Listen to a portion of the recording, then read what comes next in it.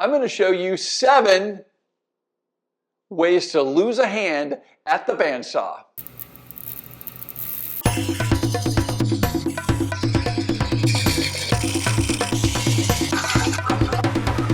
Hi, I'm Kent and welcome to Turn a Wood Bowl. I'm going to show you 7 ways that are likely to cause injuries or loss of your hand or finger with the bandsaw. Now, I'm not doing this to scare you or to create clickbait. I'm doing this so that you understand where the potential for danger lies with a bandsaw.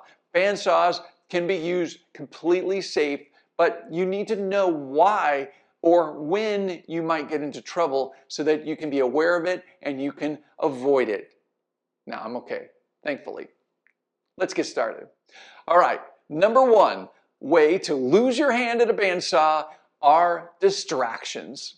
Yeah, it's pretty simple. Distractions can cause you to lose fingers or take a chunk out of the side of your arm, and that is not good. What am I talking about when I say distractions? Well, you might be thinking somebody that's bothering you, or maybe a spouse coming out and starting to talk to you. Those are definitely distractions. But there are many other distractions that you might not be thinking about. Having a cluttered shop around your bandsaw can be a distraction. If you're turning a bowl blank and your body or your foot comes into contact with something on the floor, or you tip something over, that's going to take your attention away from what you're doing. And one quick look away from the blade could be enough time to have an accident. So you want to make sure you're not distracted. Now, it goes beyond outside elements as well. If you're distracted internally, that can be just as bad. If you're sitting there thinking about a phone call you have to make, well, guess what? Go make the phone call, then come back. You want your mind 100% on what you're doing at the bandsaw. If you're distracted and you're not paying attention, you can get into trouble. This obviously goes for other conditions as well, such as consuming adult beverages. If you've had an adult beverage, don't go to the bandsaw because your brain is not functioning as clearly as it should be. Wait and do your bandsaw work tomorrow or some other time. Also, if you're tired, being tired can be just as dangerous as adult beverages. Don't use the bandsaw when you're tired. Make sure you're alert and you have no distractions. When you are cutting something at the bandsaw, your mind needs to be on that 100%, not anything else. If you can't do that, then you may not want to be at the bandsaw at that moment. So stay free from distractions. The second way we get in trouble at the bandsaw is through repetition. What do I mean by repetition? Well, say we have a project where we have to do a lot of repetitive cuts. We started off without any distractions, all right? And this is kind of an extension of distractions. So we need to keep this in mind when we're at the bandsaw. If we are doing, say, 15 bowl blanks, we may be really focused on bowl blanks 1 through 8. And by bowl blank number 9, we may be getting into a muscle memory movement where we're really not thinking about what we're doing. And that's where we can get in trouble. Now, there are a lot of woodworkers, especially ones on YouTube, that I've seen explain when they've gotten in trouble with various saws. And one of those ways that's pretty common is through repetition. Going through and cutting the same thing over and over and over and over again. It's easy to go from very focused with no distractions to our mind wanders a little bit, and after we've done something over and over again, we think that, well, nothing's going to happen because I've been doing this over and over again, and that's where we can get in trouble. So if you need to do a lot of cutting, a lot of repetitions on the bandsaw, just be alert that your brain might be going into autopilot, and if it goes into autopilot, there's a good chance it's not paying attention to where your hands are moving. So you do not want to let that happen. It's essentially an extension of our first issue, which is a distraction. When our mind gets distracted, we kind of tend to not pay attention to what we're doing. So we want to be free from distractions, and that occurs when we're doing repetitive work. So just be alert and be aware of that when you're doing repetitive cuts. Number three I see frequently on YouTube. I like watching other woodworkers channels and I've seen other workers do this a lot. This is leaving the blade guide set all the way to the top so that the blade is completely exposed. This really isn't a great idea for a variety of reasons. Number one, you've got this long section of blade that's completely exposed and flexible, so you're not going to get a great cut. It's increasing the chances of that blade coming off the wheels or having some problems in the guides.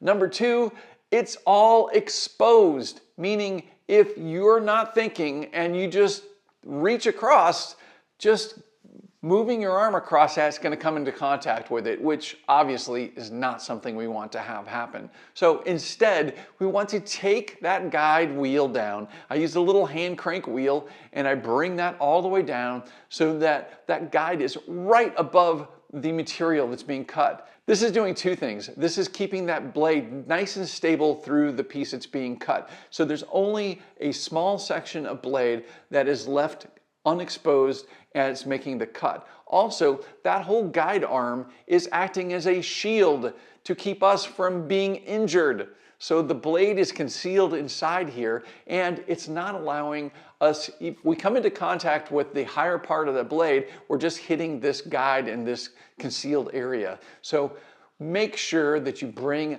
your guide all the way down to the working surface every single time. If you're cutting a piece that's really thin like this, the guide should be down that low. I'm not kidding. Don't leave that blade exposed. If you bring that guide down and there's very little blade exposed, it becomes very difficult for you to cut your fingers, your hand, or your arm with a large exposed section of blade. So keep that in mind and make sure that guide stays down. Number four, not stopping the blade. This is probably one of the places where a lot of people get injured at the bandsaw. When the bandsaw is running, the motor and the blade in contact with the wood can be somewhat loud. So especially if you've been turning for a while, you're hearing this loud sound and then you turn everything off. You turn the motor off. Well, guess what? Everything goes quiet. So it's easy for our brain to be tricked into thinking everything's safe, everything's off. But in reality, the wheels on the bandsaw are big flywheels and they keep that blade going for quite some time. So you could easily forget that that blade is still moving. Now, my bandsaw and the bandsaw that I recommend has a foot pedal, and that foot pedal is used as a brake. I love it because especially when I have a large log at the bandsaw, I can do my cutting, come to the end of the cut, and I can, with my foot, apply that brake. The other thing that this does is it turns off the motor and it allows me to apply pressure to that lower wheel and bring it to a stop within a few seconds. Without that brake, the bandsaw blade will keep going, sometimes for over a minute. It's easy for us to think that that blade is not moving and to potentially reach for something and just brush against that blade and cause an injury. So make sure your blade is stopped. Now, if your bandsaw does not have a brake like mine does, I recommend having a stop block or a stick that's a piece of waste wood that you can use to simply hold up against that blade after the power's been turned off so that it will help bring the blade to a stop. If you get in the habit of doing that, you're also going to know that that blade is stopped every single time. So if you forget it one time, instinct should kick in like, wait a minute, there's something I'm supposed to be doing. Oh yeah, let me grab the waste stick and stick it in there and stop this blade. If you stop the blade, you're going to be much safer than if you're reaching around your table on your bandsaw with that blade still rotating. So, number four, stop that blade. Number five is make sure that you're controlling your pace. The pace of your cut is very important, not only for the ease of cutting, but for your safety. Now, what do I mean by this? Well, if you're cutting a log, and say we're doing half of a log that it is sloped downward and we've got thin spots on the sides and we've got thick ingrain on the end. Well, guess what? When we're going through that thick spot, it's going to be trickier to cut just because it's thicker, but it's also in grain, and our blade's going to be going across that at a 90-degree angle. So it's really working. So what we want to do is we want to slow our pace down. Just let the blade do the cutting at that point. We don't want to become aggressive with this and force it into it for a variety of different reasons. We don't want to overwork our bandsaw.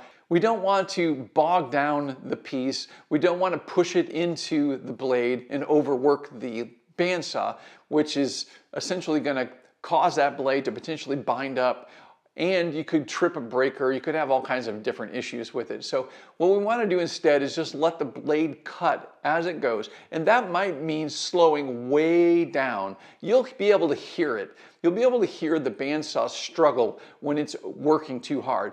If that's a good indication, you need to slow down. Now, that's not so much of a problem.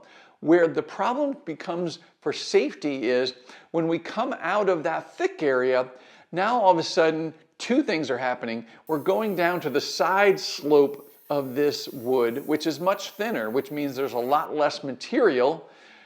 And we're probably not going to adjust our guide all the way down just for that side, because we're going to come back up to the other high side. So now we have a section of exposed blade, and we're cutting side grain, which is super easy for the blade to go through. Not only is that wood material thinner, but it's in a direction that the blade can just rip right through that. So you need to know that after you've come through a really thick section, like the end grain of a bull blank, to slow down.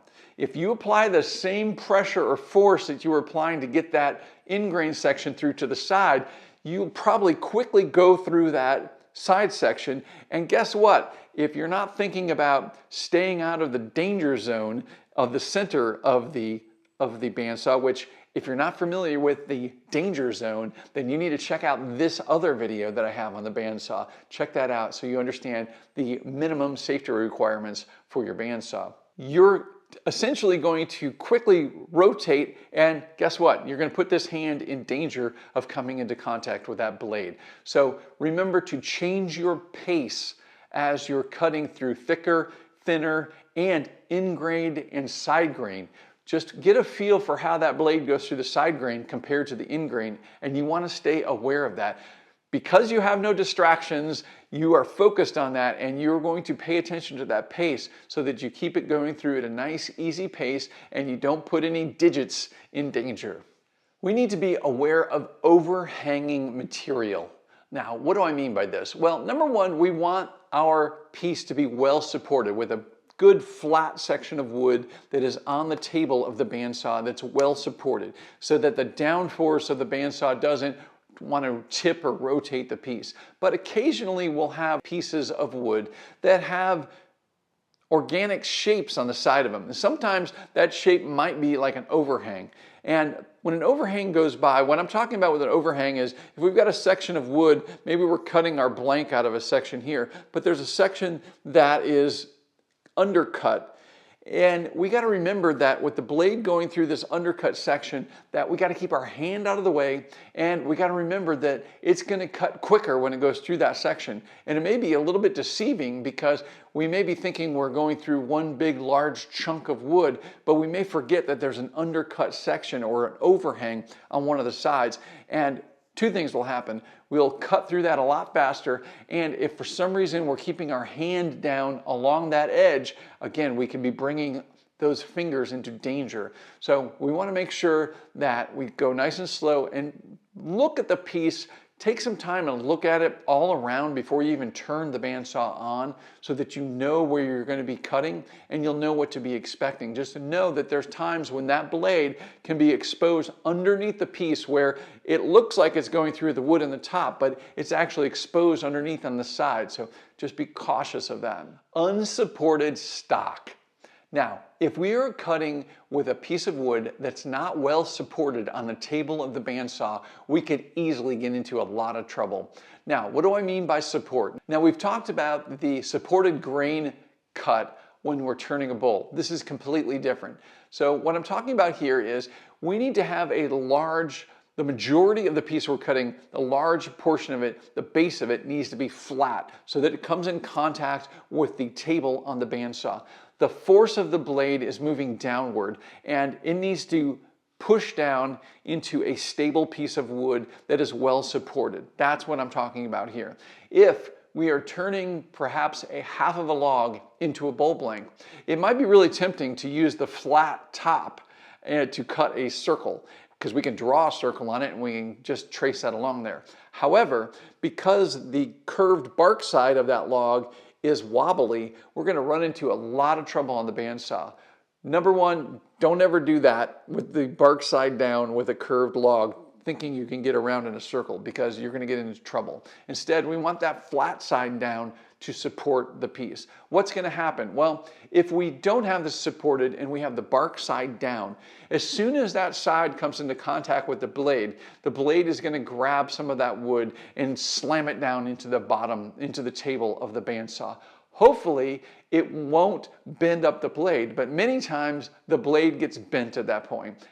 The blade bends, it's nearly impossible to straighten back out, and it's going to cause issues. So you just wasted an entire blade and you need to replace that blade. So make sure that you're using the wood in a direction where there's the largest area, the largest mass of it is flat and contacting the table so that it's supported. Now, another thing that gets people in trouble is taking a round log and trying to cut the round section. Again, this has no mass for support. It's got the circle, and what happens there is it's very easy for this piece, as soon as it comes into contact with the blade, because there's nothing underneath that wood, the initial area that contacts it, the blade will immediately grab it and slam it and twist it down.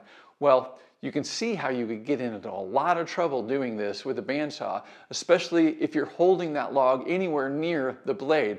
It's going to take and quickly twist that, which is also going to quickly move your hands, and yeah, it's not good. So if you do want to cut logs in sideways like that, then what you need to do is you need to create a sled that will ride in the guide of the table on your bandsaw so that it's supported when you move it across the blade. Don't ever do this freehand, because you're going to twist the piece up at a minimum. You're most likely going to damage the blade or worse. So make sure you're always making supported cuts at the bandsaw. All right, so there are the 7 that I came up with. There are probably other ways of getting into danger at the bandsaw, but these 7 seem to be the easiest ways to do it. Here's the thing, you're probably not going to have just one of these things be devastating to you. It's probably going to be a combination of various things. It could be the guide gets left up so that the blade is exposed, and you forget that you need to have that wood well supported, and you get thrown and your hand moves, and guess what? There's blade there. Or perhaps you're not paying attention, you're distracted. Distraction is really the biggest thing, because if you think about this, and if you memorize these 7 things and you keep those in your mind and you stay focused on what you're doing, it's almost impossible to hurt yourself. You want to stay away from that blade. I recommend staying about 5 inches away from that blade. I think of that blade running as the area around it as a no-go zone. That means my hands should never be anywhere around 5 inches centered around that blade. If I'm rotating something and my hand's coming closer to that zone, then I need to move my hand and reposition it. Always keeping that in mind. So just follow these basic rules and you should be fine. And keep in mind, it's probably going to be a distraction and a combination of these different things that's going to get you in trouble. If you're thinking through these things and you're avoiding all of them and doing them correctly, then you shouldn't have any problems. The other thing that's super important is read your instruction manual. Every machine has specific safety instructions. Read those and you're pretty much going to be safe when you're working at the bandsaw. I know other well-known turners that say, don't touch a bandsaw. Now, I'm guessing they probably had a scary experience at some point, and I get it, and that's fine. If you're in that camp and you're terrified of a bandsaw, then don't use a bandsaw. There's nothing wrong with that. But I'm also here to tell you, a bandsaw can be completely safe if you're taking care of your bandsaw, following all those instructions that came with your bandsaw, and following all the safety requirements and especially all of the 7 tips that I just shared with you. All right, guys, if you've liked this video, do me a huge favor and click that like button. Leave me a comment below and let me know if you think there's any other safety guidelines that I should share with this video. I'd like to hear what you think about that. And check out my website, turnawoodbowl.com. Over there, I've got everything you need to know about turning wood bowls. So I'll see you over there. And until next time, as always, thank you so much for watching and happy turning. If you're still watching, then you're one of my loyal fans and I thank you for watching, and I got a little secret to share with you. Well, you know those scenes where it looks like I'm reaching in really close to a moving blade? Well, that didn't happen. Yeah, I used a little movie magic so that I looked like I was doing that, but guess what? I like my fingers a lot, and I don't want to do that, and I don't want to endanger them, but I wanted to illustrate what potentially could happen. So I used a little movie magic, and I put a scene where the blade was moving next to a scene where the blade wasn't moving and put the two together so it looked like I was doing some dangerous things, but I wasn't. But because you stuck with the video and you watched to this part, you know the secret where the other guys that left early don't know that secret. And you can probably tell by reading the comments below. If you go down to the comments below, you're probably going to see all kinds of statements about how foolish I was for reaching into that moving bandsaw, but you know the secret. So thanks for watching.